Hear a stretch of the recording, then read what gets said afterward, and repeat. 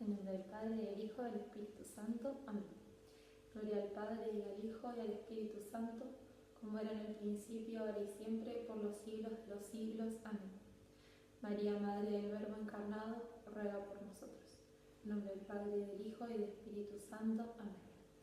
Bueno, vamos a ver la materia soteriología, que es una parte de Verbo encarnado 2.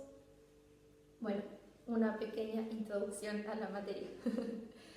Bueno, Verbo encarnado, como saben, es una materia muy larga, muy profunda y muy hermosa, pero justamente como es tan larga y tan profunda, el tiempo que nosotros tenemos no es tanto, lo vemos un poco rápido. Y la parte de soteriología, que es la parte de la vida de Cristo, los misterios de la vida de Cristo, que son realmente muy hermosos, es la parte que se ve al final, y entonces también la parte que se ve más rápido y que, bueno, no se llega a profundizar tanto.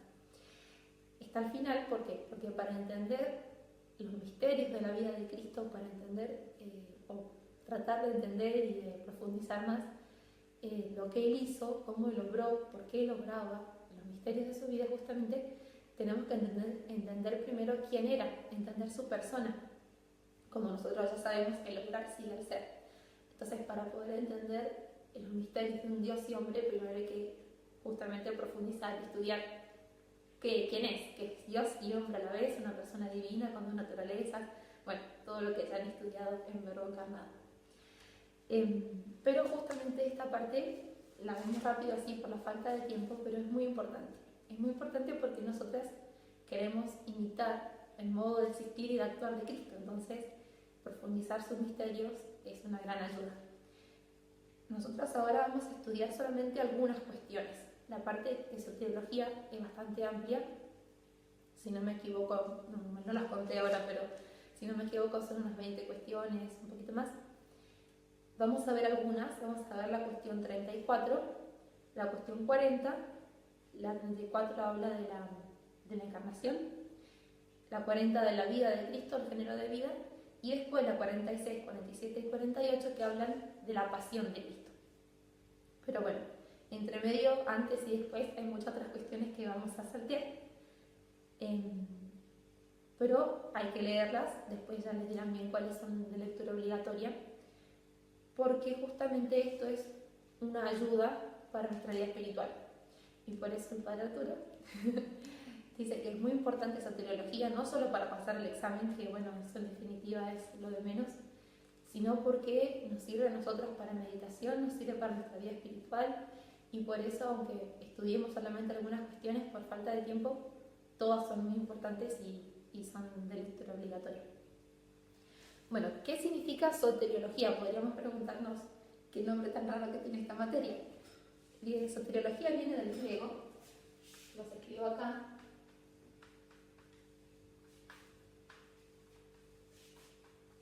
Soteriología.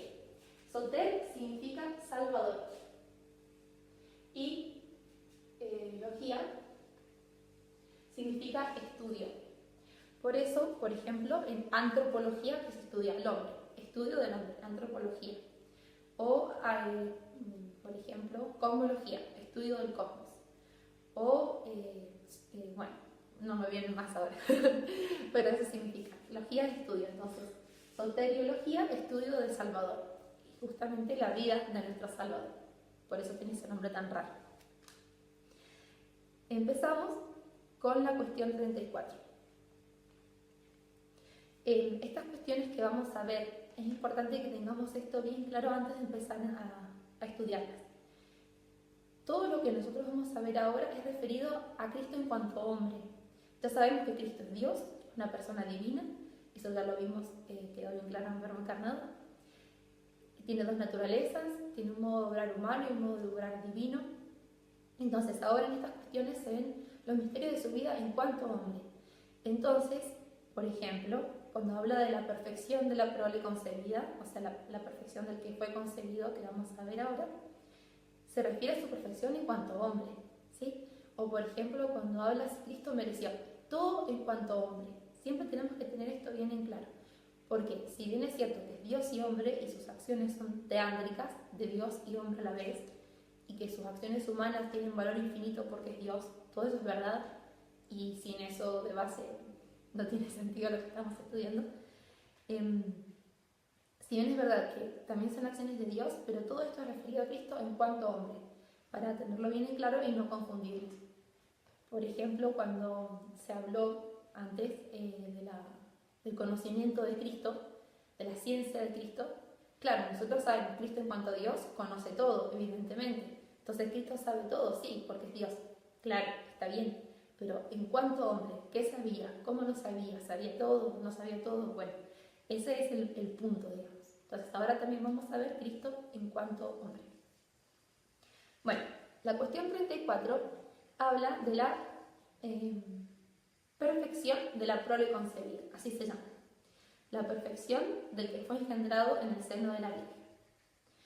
El primer artículo es si Cristo en el primer instante de su concepción fue santificado por la gracia. Y Santo Tomás, como siempre, se apoya en la autoridad de la Sagrada Escritura, de los Santos Padres, y después, como está esa autoridad, que las cosas tienen que ser así, va a explicar el porqué. Tenemos de Lucas 1:35, en la Anunciación dice: lo santo que nacerá de ti será llamado Hijo de Dios. Y después también tenemos en Juan 10:36, a quien el Padre santificó y envió al mundo. Entonces acá se ve que lo que nacerá de ti será santo, o sea, ya está santificado antes de nacer. Y dice: a quien el Padre santificó y envió al mundo, como dos cosas simultáneas. Bueno, ya dijimos anteriormente, en Verbo Encarnado, que Cristo posee la gracia santificante por su unión con el Verbo. La gracia santificante la posee en su alma humana. ¿Por qué tiene la gracia santificante en un grado enorme? La tiene por su unión con el Verbo. ¿Sí? Ese es el motivo, digamos. Y de esa unión justamente se deriva la abundancia de la gracia. Como está unido con la persona del Verbo, la gracia tiene que ser inmensa. Y la humanidad de Cristo estuvo unida al Verbo desde el primer instante de la concepción. Eso también se vio en Verbo Encarnado. No hubo ningún momento en que Cristo fuera solamente hombre y después se uniera a la divinidad. Ni siquiera un mínimo instante, ni un segundo, nada. Desde que fue hombre, fue Dios al mismo tiempo. Entonces, si desde que fue hombre fue Dios, si siempre estuvo unido al Verbo, entonces la gracia santificante estuvo siempre en Cristo, desde el primer instante de la concepción. Desde que era hombre y Dios a la vez, tenía la gracia. Y como esto fue desde el primer instante, entonces tuvo la gracia en su alma desde el primer instante de la concepción. Entonces, como conclusión, tuvo la plenitud de la gracia santificante en su alma y en su cuerpo desde el primer instante de su concepción, porque siempre estuvo unido al Verbo. Artículo 1. Ahora entonces, artículo 2. Si Cristo en el primer instante de su concepción tuvo el uso del libre albedrío. Esto es muy importante, este artículo. Se pregunta si Cristo, desde el primer instante de su concepción en el seno de la Virgen, cuando todavía era una cosita chiquita que ni se podía ver, si ya podía hacer actos libres de elección. Dice Santo Tomás que sí, y ahora voy a explicar por qué. A la naturaleza humana de Cristo le conviene la perfección espiritual, por su unión con el Verbo, por la dignidad que tiene por su unión con el Verbo. La humanidad de Cristo no podía tener ningún tipo de imperfección espiritual, porque no tener, por ejemplo, un alto grado de santidad significa tener un grado menor y que se puede crecer. ¿Y por qué hay un grado menor? ¿Hay algún obstáculo? ¿Hay alguna cosa imperfecta? En nosotros está eso, pero Cristo es Dios. ¿Cómo la humanidad de Cristo podía estar menos unida a Dios? No se puede, sería una contradicción. Entonces, por eso, la humanidad de Cristo, su alma, tiene que tener la máxima perfección posible para una alma humana. La máxima, máxima, máxima. No puede tener ningún tipo de imperfección espiritual. Ni siquiera, como no puede crecer en esa perfección, porque siempre estuvo unido al Verbo. Entonces, por ejemplo, los santos que han llegado a una grandísima unión con Dios, en algún momento no tuvieron esa unión con Dios y fueron progresando hasta llegar a ella.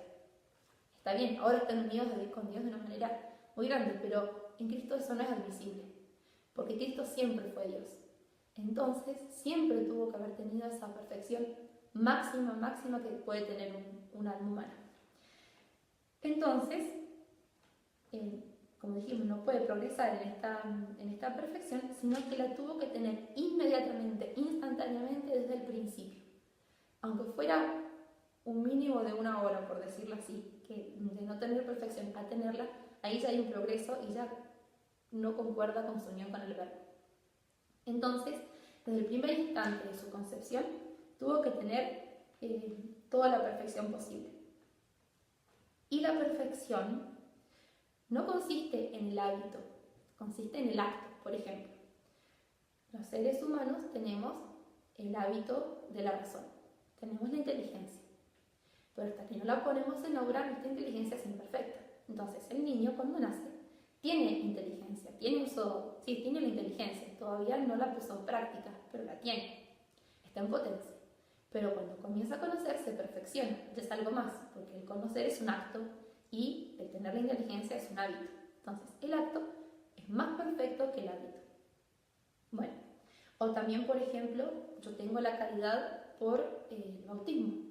Por el bautismo, todos nosotros tenemos los hábitos infusos, tenemos la fe, la esperanza y la caridad, pero no es la misma la perfección de un niño que tiene la caridad infusa que de un santo, que ya la ha ejercitado, que ha hecho actos de caridad.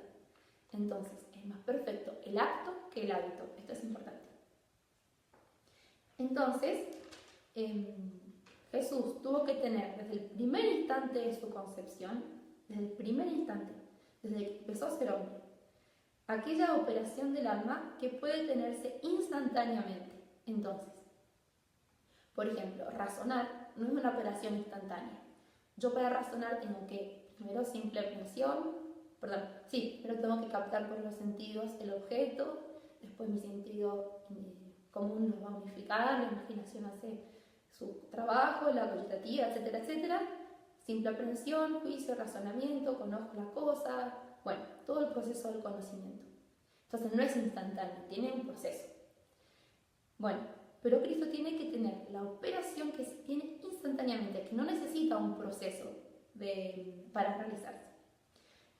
¿Qué operaciones pueden ser las que se hacen solamente en un instante? Son, por ejemplo, esperen que me perdí, la operación dice de la voluntad y del entendimiento. ¿En qué sentido? El querer y el entender son operaciones instantáneas. Nosotros necesitamos todo un proceso para realizarlas, previo por nuestra imperfección humana, pero el acto de entender y el acto de querer son instantáneos. Entonces, como el querer, el elegir, es un acto instantáneo que se hace instantáneamente, Cristo lo tuvo desde el primer instante de su concepción. Entonces, recapitulamos un poco para unificar la idea. Cristo, desde el primer instante, por su dignidad, por su unión con el Verbo, tuvo que tener toda la perfección espiritual que puede tener un ser humano. Esa perfección espiritual, bueno, dijimos, tiene que ser instantánea, entonces tuvo que tener ya desde el primer instante de su concepción aquellas operaciones que el hombre puede hacer instantáneamente, porque si requieren tiempo, entonces ya no es desde el primer instante de la concepción. Dijimos, el querer es un acto instantáneo. Bueno, yo puedo querer algo instantáneamente, pero primeramente tengo que haberla conocido, primeramente tengo que haber valutado, bueno, una vez que hice todo ese trabajo, el acto de querer es instantáneo. En Jesucristo tiene la ciencia infusa. Entonces, tuvo que hacer un conocimiento racional previo para poder ver lo que quería elegir. Ya lo conocía por ciencia infusa. Y conocía cuál era la voluntad de Dios clarísimamente. Entonces no tenía que ver si convenía o no convenía. Todo ese proceso no lo necesitaba porque ya desde el momento en que era hombre tenía la ciencia infusa y todo eso lo entendía. Entonces, desde el mismo instante de su concepción, Cristo puede hacer actos libres. Porque ya conoce, ya todo. Entonces, desde el primer instante de su concepción, tuvo el uso del libre albedrío. Entonces, este artículo es muy importante, les decía, aunque no lo dice Santo Tomás en la Suma, pero me parece que es así, porque Cristo libremente se encarna por nosotros y libremente acepta morir por nosotros. Entonces, no es que Cristo, en cuanto a hombre hablando, no es que Cristo descubrió que era Dios y que tenía que morir en la cruz para salvarnos y lo aceptó porque, bueno, se había encarnado para eso y no le quedaba otra. No. como Él desde el instante que empezó a ser hombre, ya sabía para qué era hombre, ya sabía cuál iba a ser su misión, ya sabía que tenía que morir en la cruz por nosotros. Entonces, desde el primer instante, libremente lo aceptó. No es que nació y bueno, se enteró de que iba a morir en la cruz y bueno, lo aceptó. No, no, ya desde que se encarnó, ya sabía para qué se encarnaba y libremente lo quería y libremente lo elegía. Entonces su naturaleza humana libremente, siempre desde el primer instante, fue un instrumento unido al verbo, pero un instrumento libre. Nunca Dios lo usó, digamos, en un sentido negativo. Por eso me parece importante que este artículo hay que entenderlo bien. Desde el primer instante de la concepción, desde el primer instante que es hombre, Jesucristo ya elige, ya, bueno, como dijimos, ya conoce, ya elige. Puede hacer actos libres. Artículo 3. Si Cristo pudo merecer, o sea, tener méritos, en el primer instante de su concepción. Dice San Gregorio, no tuvo absolutamente Cristo, en cuanto al mérito del alma, en que pudiera progresar. O sea, no es que tenía menos méritos y ahora gana más méritos, no. Si Cristo no hubiera tenido mérito desde el primer instante de su concepción, hubiera progresado.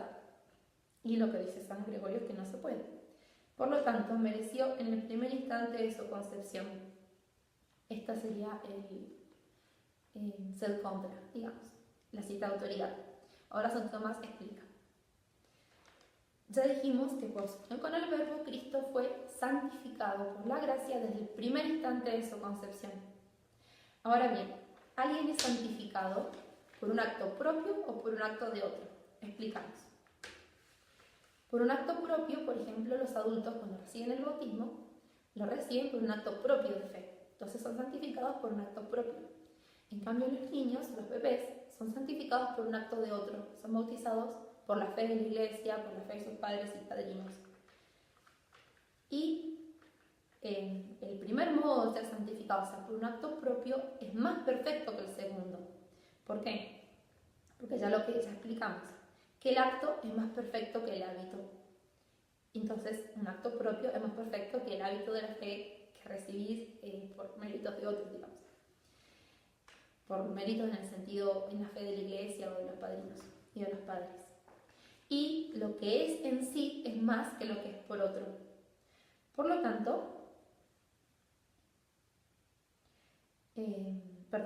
pero entonces dijimos, es más perfecto ser santificado por un acto propio que por un acto de otro. Y Cristo fue santificado para santificarnos después a nosotros. Entonces, Cristo tenía la gracia en su alma para dárnosla después a nosotros. Y por lo tanto, su santificación también tuvo que ser más perfecta que la nuestra. Entonces, si Cristo recibía la gracia para dárnosla después a nosotros, y si es la causa de nuestra santificación, no podía ser santificado por otros, ¿entiende? Lo que es más no puede, como el que participa posee mayor perfección que el que recibe la participación. Y además, si nosotros justamente somos santificados por Cristo, Cristo no podía ser santificado por otro, ¿no? Porque Él iba a santificar a los demás, pero no haber confundido mucho la idea. Entonces, Cristo tuvo que ser santificado por un movimiento de su libre albedrío, o sea, por un acto propio. Y ese acto propio de movimiento hacia Dios, de aceptación, de la fe, bueno, todo eso que es lo por lo que se santifica, ese movimiento de libre albedrío es meritorio. Bueno, yo dije por la fe, pero eso es en nosotros. Cristo, como ya sabemos, no tuvo la fe. Tenía la visión beatífica. Pero ese movimiento de libre albedrío hacia Dios, ese movimiento por el cual se recibe la gracia, es meritorio. Entonces, si Cristo tuvo la gracia desde el primer instante y la tuvo por un acto propio, entonces ganó mérito, digamos, desde el primer instante de su concepción. Artículo 4. Si Cristo fue perfecto comprensor desde el primer instante de su concepción. Comprensor se refiere a la visión beatífica, o sea, si desde el primer instante en que fue concebido, Cristo tuvo la visión beatífica. Recordamos, Cristo en cuanto hombre, ¿sí? Y tenía la visión beatífica. Como los santos en el cielo, ¿no? La visión beatífica es la que tienen los santos en el cielo. Entonces se pregunta si Cristo veía a Dios cara a cara, como los santos en el cielo. Y sí, la tuvo, la visión beatífica, pero no la tuvo en su cuerpo, la tuvo solamente en su alma. ¿Y por qué? Dice, esta gloria, la gloria y la visión beatífica en el alma la tuvo por la unión de la humanidad con el Verbo, por lo cual veía a Dios, su alma veía a Dios cara a cara. Entonces su alma contemplaba a Dios como los santos en el cielo, podemos decir, contemplaba a su misma persona, contemplaba a la persona del Verbo, contemplaba a toda la Trinidad y contemplaba justamente la persona a la que pertenecía, contemplaba al Verbo. Pero la gloria del cuerpo la mereció por la pasión. Por eso justamente es que podía sufrir en la pasión, porque su cuerpo no estaba en la visión beatífica. Su alma sí, su cuerpo no. Dice en Lucas, en el Evangelio de Lucas, fue menester que Cristo padeciese estas cosas y entrase así en su gloria. Que se refiere justamente a la glorificación de su cuerpo. Entonces Cristo tenía 3 modos de conocimiento en cuanto a hombre: por ciencia infusa, ciencia experimental y visión beatífica. Veía a Dios cara a cara y veía todas las cosas en Dios. ¿Y esto por qué? ¿Por qué Cristo tenía visión beatífica? Por la unión con el Verbo, sí. Y también porque Cristo, como ya dijimos, tenía que tener la plenitud de la gracia para santificarnos a nosotros. Entonces, la gracia del comprensor, la gracia del que está en la visión beatífica de los santos en el cielo, es mayor que la de los guiadores, es mayor que la que nosotros que estamos acá en la tierra, que todavía la podemos perder, que no estamos todavía confirmados en gracia. Ellos la tienen en un grado mayor. Y también dijimos que el acto es mayor que el hábito. Entonces, Cristo tenía que tener la mayor gracia que se puede tener y la tenía que tener como acto, no solamente como hábito.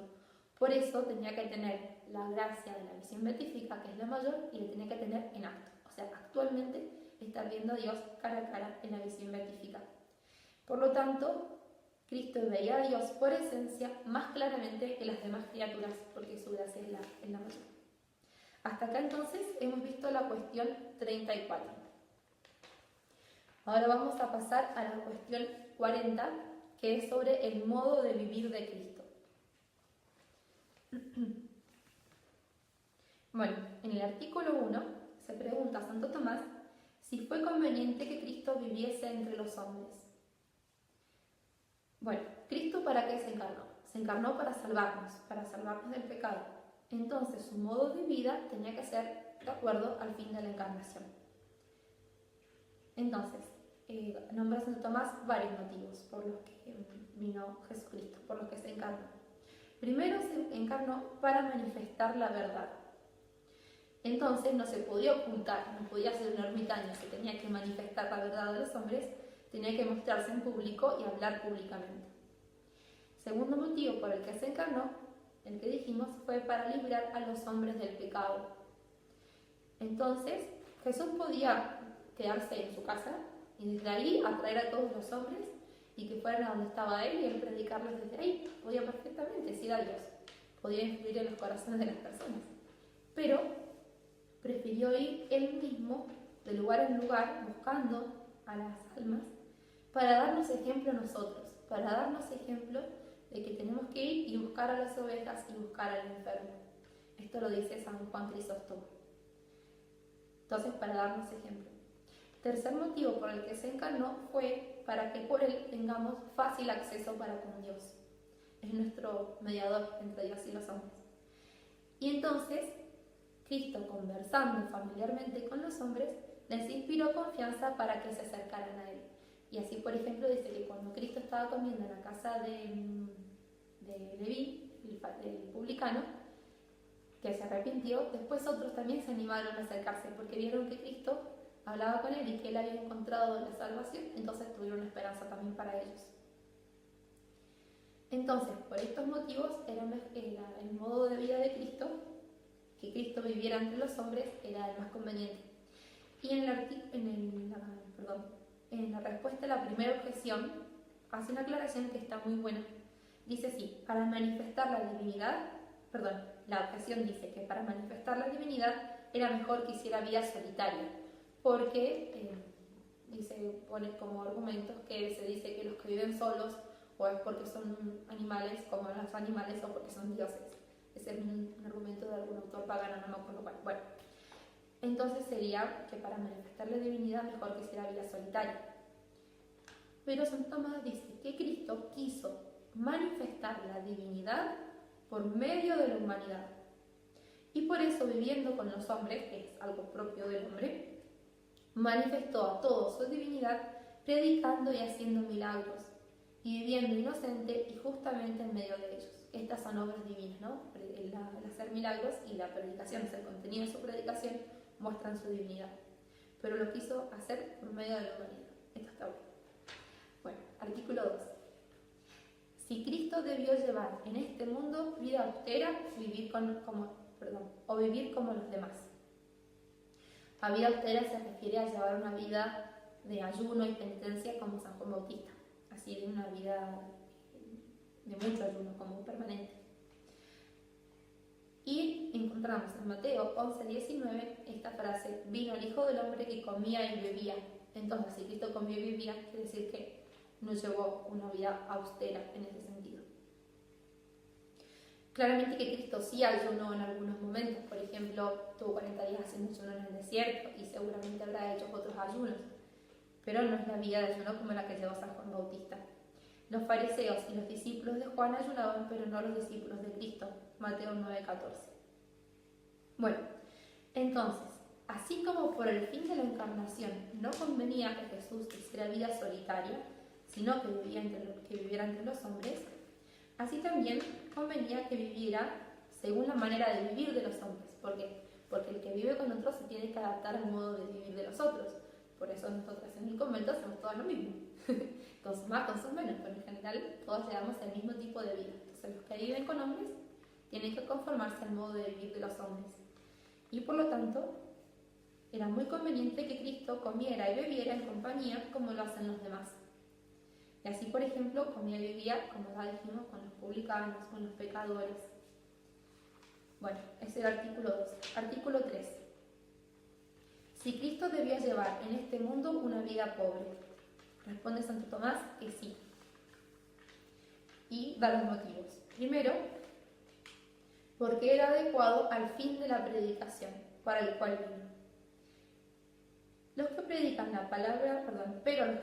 la palabra de Dios, para entregarse completamente a la predicación, conviene que estén libres del cuidado de las cosas de este mundo. Por eso también es que los sacerdotes en el rito latino no se casan, para estar más libres para la predicación, uno de los motivos. Entonces, para entregarse completamente a la predicación, los hombres tienen que estar libres de las cosas seculares. Y eso no lo pueden hacer los que poseen riquezas. Si Cristo hubiera tenido un campo que trabajar, una casa que cuidar, siervos a quienes mandar, no hubiera podido dedicarse totalmente a la predicación. Segundo motivo, porque así como tomó la muerte corporal para darnos vida espiritual, también soportó la pobreza corporal para darnos la riqueza espiritual. Tercer motivo, para que no atribuyeran su predicación a la codicia, porque si con su predicación no hubiera tenido ganancias o él hubiera tenido riquezas, hubieran dicho que predicaba por codicia, por afán de lucro. Esto lo dice San Jerónimo. También otro motivo, para que se manifestara tanto mayor la virtud de su divinidad, cuanto más abyecta parecía por su pobreza. O sea, cuanto más miserable, más nadie parecía Jesús por su pobreza, tanto más iba a mostrar el esplendor de su divinidad. Si Cristo hubiera sido un rey poderoso, por ejemplo, podría haberlo hecho perfectamente, sin ningún problema. Pero en la pobreza, el poder, la virtud de su divinidad se manifiesta con mucho más esplendor. Dice, eligió todo lo pobre y vil.